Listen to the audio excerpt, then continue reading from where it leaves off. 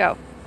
Hi, I'm Badger Johnson with Paradise Ecological Services, and today I'm going to show you how to take a soil sample that you can send into a lab and get analyzed so that you know, no, just stay there, just so you know where and how to get information about your soil fertility.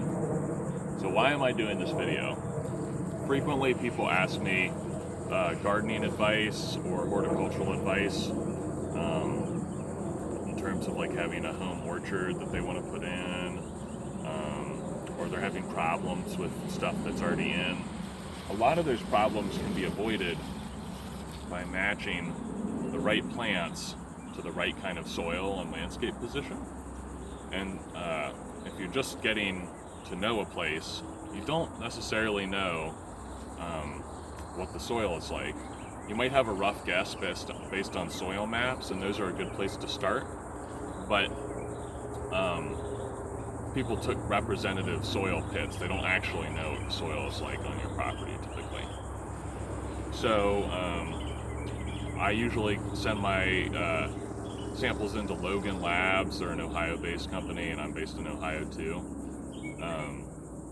Basically what you do is you take a soil probe like this, and you can buy one of these online, or you can go to your county Soil and Water Conservation District office, which is often in the same place as the NRCS office, Natural Resources Conservation Service, and the Farm Service Agency. Like, they're usually all in the same building, and they'll usually let you borrow one of these for free.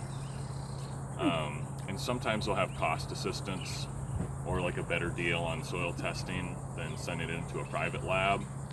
But I've got my own because I take a bunch of these soil tests, and so today I want to show you how to do this.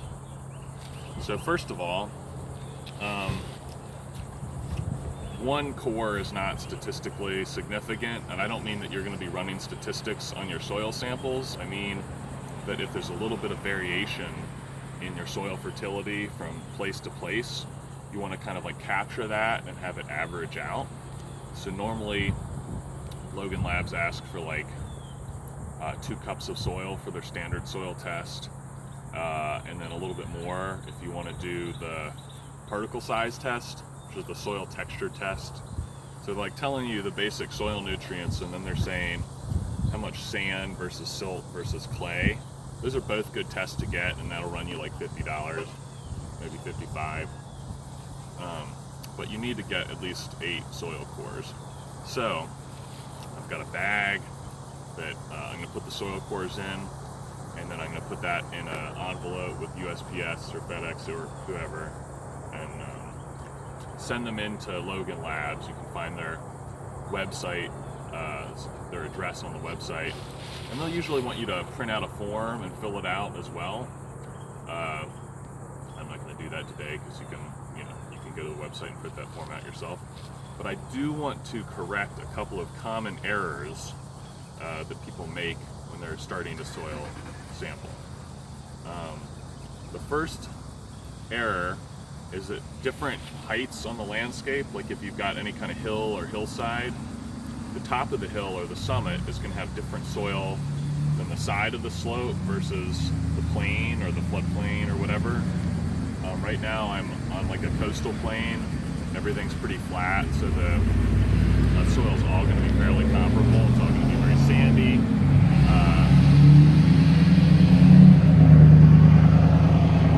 All the soil's well drained, low in nutrients. So we can take 8 soil samples from around here because they're all in the sort of the same landscape position. If we were on a hill, and you had the summit and the back slope and the flat place in the lower landscape position, that would actually mean that you would need to take 3 different samples, bags of 8 cores for each sample across each slope, across each landscape position. So, but this is all pretty similar here. So the first thing you need to know is knowing your level of soil organic matter is super critical. That's like a variable that you can increase through good management of your soil, and you don't want to get like a false positive. So the first thing you do when you're looking at a site, if you come closer and zoom in a little bit, is, let's say I want to take a soil sample right here. This undecomposed organic matter, these leaves, don't belong. They're not part of the soil at all. The roots that are down in there can be considered part of the soil, but undecomposed organic matter on the soil surface is not part of the soil profile. So I'm kind of like gently brushing that aside, and you can see there's like a little bit of a humus layer. There's just the black stuff that is decomposed and is like available to give soil nutrients to the grass that's growing here. So I've kind of brushed that aside. I'm gonna make sure that I don't have any dirt in the tip of my probe that's going to make it hard to get the soil in there. You can zoom out a little bit. I'm gonna take the tip of the probe and put it on that clean surface. Then I'm gonna put my foot there and press straight down, all the way down. I give it a little twist to break off the soil core at the base. I pull it straight up. You can kind of see there's this black layer that's an inch to 2 inches there.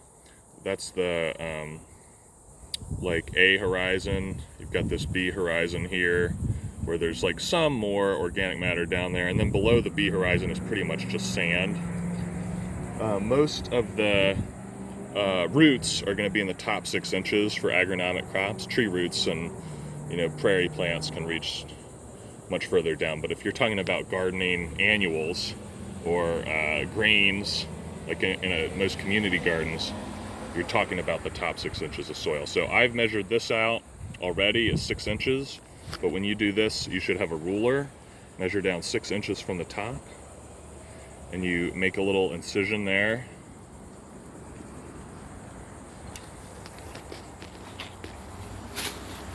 There's my bag. Doesn't have to be anything special, just has to be labeled, which you can write on the side of the bag. And so I'm going to push the soil, and again, it's a sandy soil, but that doesn't mean it's not a soil. In the Midwest, around Cincinnati, a lot of times it's all clay. It's still a soil. That's just a difference in particle size. I'm gonna push all that in here, and it can be nice to do this with a partner.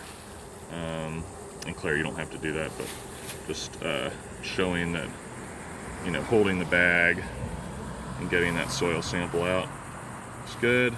So you're only including the top 6 inches? Only putting the top 6 inches, yes. And I'll discard this.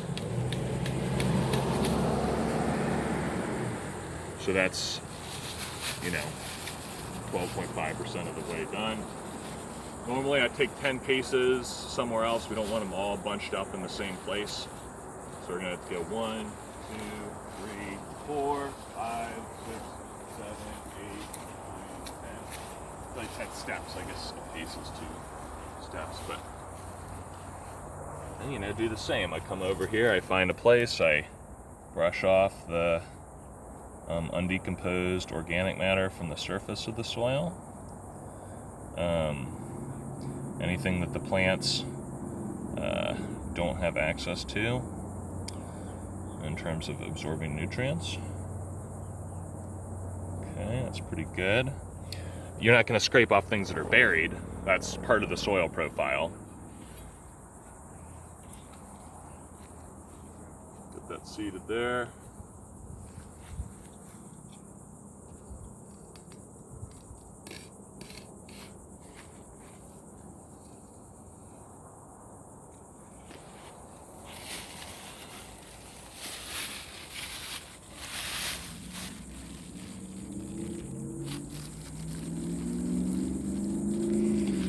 It's very simple. It's not, but again, if you go too deeper than 6 inches, which is fine. Oh, I'm doing a little tutorial on testing soil quality for gardeners, and I forgot to do it before I left for vacation. So. Cool. I saw that implement. You got a snake over there? Yeah. So that's 2. Yeah, after you're done getting 8 samples, if you have other landscape positions like a hillside that you'll be terracing or a summit, those are going to have different kinds of soil on them. And I've heard people persuasively argue that for trees, you should take at least like 1.5 foot down, like a much deeper soil probe. That's a more labor-intensive process, and digging a soil pit takes longer, especially in rocky soil. So I'm not going to say don't do that, but it's basically the same process. And the soil maps you can get at Web Soil Survey by drawing an area of interest on your map. We'll give you some idea of what that is, but you kind of want to like ground proof it with one of these soil tests to make sure that in the particular location you'll be planting, there's not some wild amount of variability. Yeah, and then you can also get into biological testing, like Elaine Ingram's, Soil Food Web stuff, which is also helpful to kind of unpack a little bit more about what that organic matter story is trying to tell you. But this is like a good baseline to get. So if you want me to come and consult on like a backyard or front yard food forest design, I'd be happy to come and do that. I'd be happy to install and maintain it for a negotiated fee. But at the very least, I want to get you started on knowing if you're what drainage class your soil is, what levels of nutrients you have, whether your